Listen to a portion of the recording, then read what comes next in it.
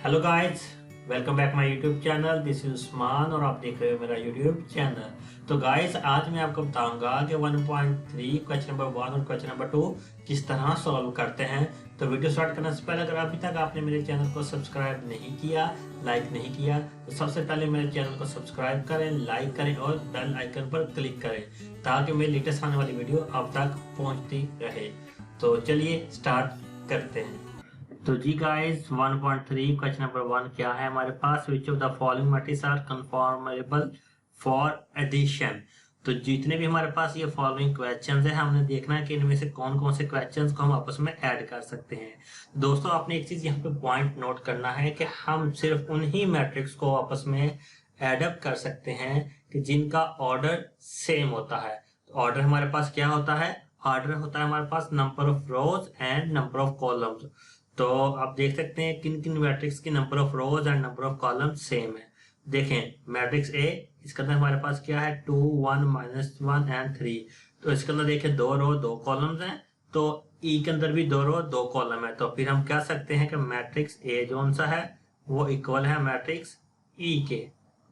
Okay, इसी तरह अगर आप देखें तो मैट्रिक्स 6 के अंदर हम देख सकते हैं कि हमारे पास 3 रो 1 2 एंड 3 और कितने कॉलम है? 2 कॉलम है। इसी तरह अगर मैट्रिक्स एफ देखें तो इसके अंदर कितनी 1 2 एंड 3 रोज है एंड 2 कॉलम्स है। अब इसके अंदर आप कंफ्यूज होंगे, 1 + 1 3 + 2 लिखा हुआ है। तो गाइस, 1 + 1 लिखा हो चाहे कुछ भी लिखा हो, लेकिन क्योंकि ये प्लस का साइन आ गया, इसका मतलब ये है कि ये हमारे पास एलिमेंट है एक ही। अगर 1 + 1 लिखा हुआ है तब भी एक एलिमेंट है, अगर खाली 1 है तब भी एक ही एलिमेंट है। 1 + 1 करेंगे तो ये हमारे पास 2 आ जाएगा। तो 2 हमारे पास क्या है? 1 एक एलिमेंट है। तो इससे हम कहेंगे कि जो मैट्रिक्स सी है हमारे पास वो इक्वल होगा मैट्रिक्स एफ के। तो मैट्रिक्स बी और मैट्रिक्स डी, ये दोनों हमारे पास क्या है? मैट्रिक्स बी की एक कॉलम 2 रोज है और मैट्रिक्स डी का भी एक ही कॉलम 2 रोज है। ये 2 + 1 लिखा हुआ है, 2 + 1 हमारे पास हमें पता है क्या होता है? 3। तो ये एक एलिमेंट बन जाएगा। तो इसके अंदर हम ये कहेंगे मैट्रिक्स बी जो सा है वो इक्वल है मैट्रिक्स डी के। तो गाइस, इन क्वेश्चन के अंदर सिर्फ हमने यही बताया था कि कौन कौन से मैट्रिक्स में कंफॉर्मेबल हैं फॉर एडिशन। एडिशन के लिए हम कौन कौन से मैट्रिक्स आपस में एडअप कर सकते हैं। तो चलिए अब चलते हैं हमारे क्वेश्चन नंबर 2 के ऊपर। और क्वेश्चन नंबर 2 हमारे पास क्या है? क्वेश्चन नंबर 2 के अंदर हमने फाइंड करना है find the additive inverse of the following matrices. यानी कि हमारे पास जितने भी मैट्रिक्स गिवन है हमने इनका एडिटिव इनवर्स फाइंड करना है। तो गाइस, सबसे पहले तो आपको ये पता होना चाहिए कि एडिटिव इनवर्स होता क्या है। फॉर एग्जाम्पल, अगर हमारे पास कोई भी मैट्रिक्स है, फॉर एग्जाम्पल ये 3 है। अब 3 के अंदर हमने कोई ऐसा नंबर ऐड करना है कि हमारे पास 0 आंसर आ जाए। तो अगर 3 के अंदर मैं -3 को ऐड करता हूं तो क्या आंसर आता है? 0। तो इसका मतलब है कि 3 जो सा है इसका एडिटिव इनवर्स -3 है। क्यों? क्योंकि जब भी हम किसी भी एडिटिव इनवर्स को उसकी एग्जैक्ट वैल्यू के अंदर प्लस करते हैं तो हमारे पास 0 आता है। 0 हमारे पास क्या है? Additive identity. तो ये चीज आपने हमेशा याद रखनी है। यानी कि अगर हमारे पास मैट्रिक्स 4, हमारे पास एक वैल्यू है 4 नंबर, तो इसका एडिटिव इनवर्स क्या होगा? -4। तो क्योंकि फिर ही एडिटिव आइडेंटिटी आएगी। तो अगर हमारे पास 5 है तो 5 का फिर क्या होगा? -5। तो देख सकते हैं कि जो भी हमने नंबर हो चाहे वो मैट्रिक्स हो, तो जब हम उसका नेगेटिव लेते हैं तो फिर वो उसका एडिटिव इनवर्स कहलाता है। तो हम अब इसी तरह जो मैट्रिक्स है हमारे पास, हम देखेंगे कि मैट्रिक्स जो सा ए है इसका एडिटिव इनवर्स हमारे पास क्या होगा। तो गाइस, एडिटिव इनवर्स हमारे पास चूंकि उस जो मैट्रिक्स गिवन होता है उसका इनवर्स होता है। तो अब हमारे पास मैट्रिक्स फॉर एग्जांपल ए है, ये गिवन है। तो ए इज इक्वल टू हमारे पास किसके इक्वल है? 2 4 -2 एंड 1।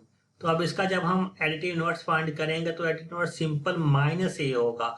जब -a होगा तो माइनस को जब इन मैट्रिक्स से मल्टीप्लाई करेंगे तो सबके साइन चेंज हो जाएंगे। जितने भी एलिमेंट्स हैं सबके साइन चेंज हो जाएंगे। यहाँ पे 2 था -2 हो गया, यहाँ पे 4 था -4 हो गया। ये जो -2 है तो ये पॉजिटिव हो जाएगा। इसी तरह ये 1 है तो ये -1 हो जाएगा। तो गाइस, इसी तरह अगर हमने फाइंड करना हो एडिटिव इनवर्स ऑफ बी, तो अब हम अगर बी का एडिटिव इनवर्स फाइंड करना है तो बी का एडिटिव इनवर्स हमारे पास क्या होगा? सिंपल। इसी तरह माइनस बी होगा हमारे पास एडिटिव इनवर्स ऑफ बी, तो सबके साइन चेंज कर देंगे। माइनस बी, जीरो का साइन कोई भी हो, कोई इफेक्ट नहीं पड़ता जीरो पर, तो -1 का क्या होगा 1। इसी तरह 2 का हो जाएगा -2 एंड 1 का हो जाएगा हमारे पास 1। और इस 3 का एडिटिव इनवर्स साइन चेंज करना है हमने, तो ये हो जाएगा -3। ये 3 है तो इसका भी हो जाएगा -3। और क्योंकि ये 2 है, -2 है, तो इसको कर देंगे +2। ये 1 है तो ये इसको कर देंगे -1। तो दोस्तों ये हमारे पास हमने फाइंड कर लिया इनके इनवर्स, एडिटिव इनवर्स। अब चलते हैं हम अपने नेक्स्ट पार्ट के ऊपर देख। तो जी गाइस, इसी तरह हमारे जो बाकी क्वेश्चन है वो भी हमने इसी तरह करने हैं। तो हम चलते हैं हमारे नेक्स्ट क्वेश्चन के ऊपर। नेक्स्ट पार्ट हमारे पास सी है, तो देखते हैं सी हमारे पास क्या है। तो अब सी के अंदर भी हमने यही काम करना है। सी हमारे पास चूंकि 4 एंड -2 है, तो नेगेटिव सी का एडिटिव इनवर्स क्या होगा -c। तो -c की हमारे पास वैल्यू क्या आ जाएगी -4। एंड चूंकि ये हमारे पास ऑलरेडी नेगेटिव है तो हम इसको कर देंगे +2। तो ये हमारे पास आ गई आइडेंटिटी। इसी तरह अगर हमारे पास मैट्रिक्स डी है तो इसका एडिटिव इनवर्स हमारे पास क्या होगा -d। तो -d होगा तो सबके साइन चेंज हो जाएंगे, -1 0 3 2 -2 एंड -1। तो जी दोस्तों ये हमारे पास आ गए हैं जितने भी मैट्रिक्स उनका एडिटिव इनवर्स। अब हम चलते हैं हमारा जो नेक्स्ट पार्ट है वो है ई। अब ई का हमारे पास एडिटिव इनवर्स क्या होगा -e। तो -e के हमारे पास क्या होगा, सबको साइन चेंज कर देना, -1 0 0 एंड -1। इसी तरह हम चलते हैं जो हमारा एफ मैट्रिक्स है उसका नेगेटिव क्या होगा -f। सो नेगेटिव से आप स्क्वायर रूट कोई फर्क नहीं पड़ता, अगर स्क्वायर रूट है तो तब भी हम इसको -3 ही कहेंगे। -1 एंड क्योंकि ये ऑलरेडी नेगेटिव है तो हम इसको पॉजिटिव कर देंगे। ये भी स्क्वायर रूट है तो हम -2 कर देंगे।